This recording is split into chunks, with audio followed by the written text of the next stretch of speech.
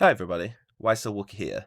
In this video, we're going to go through the Season 10 Haven launch trailer, pointing out all the different things that are shown in the trailer, what they could mean for the gameplay, because there's a couple of little things that are teased in there that's not necessarily obvious, so we're going to go through them in this video.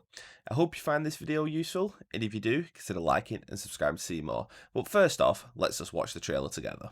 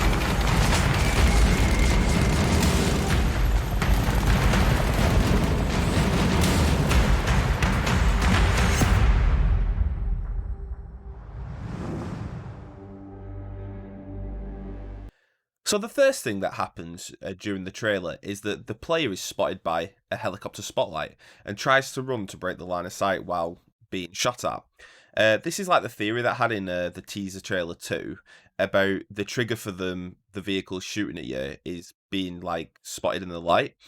It's also leaning towards the fact as well that the map is going to be like very nighttime or and dark orientated, because the spotlight system wouldn't really work during the day because the player would have no idea if it was looking at them. So I think it's definitely going to be like a dusk or a nighttime time of day for that one. Next, we see the player running through a very tight indoor warehouses, which I think is just emphasizing that the map is going to be very close combat in nature. And then I had a really cool thought, and I thought the DBS is going to be an absolute beast on this map, especially in these little tight corridors. So hopefully that gun is easy enough to find on this one. Next, you see another player getting killed by the ATV that tried to take it on and was shooting at it, and maybe that's hinting that that's not a very good idea. I'm not sure if they're going to be like undestructible, like indestructible and like permanent, or maybe if there's some Panzerfaust or C4s, you can take them out. But I don't think it's going to be an easy challenge, particularly. Next, after the player runs through a tunnel, he comes to a room with a load of supplies, and the camera focusing on that, almost like showing you it. And that might be some kind of like supply cache mechanic, because I think there's unlikely to be crates dropping from a plane if there's like a attack helicopter out there that can kill you, and like an ATV that can kill you. So I'm thinking like it could be something like in the Paramo map where you had to get the key to get in the room kind of thing. Maybe there's random codes that you can find, or maybe there's like a security card item, and then if you take it to these cache sites, then you can get, you know, maybe like crate weapons or level 3 armor and stuff like that. So I think that'd be a completely different mechanic, because you then it's trying to make you traverse around the map opposed to just like sitting in a corner and waiting kind of thing. Next, the player spots a squad. Now, I'm really hoping that this isn't a hint that it's a squad-only map like Paramo. I'd much rather be able to play in all modes, solo, duo, and squads. I'm really, really hoping it's not just squads, because that's probably the main reason I didn't get as much playtime on Paramo as I'd like. Because random squads just isn't as fun, and if you've not always got your friends on, then you can't do it.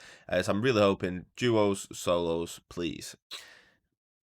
As the player runs through another corridor, you see clearly that he has a parachute on his back.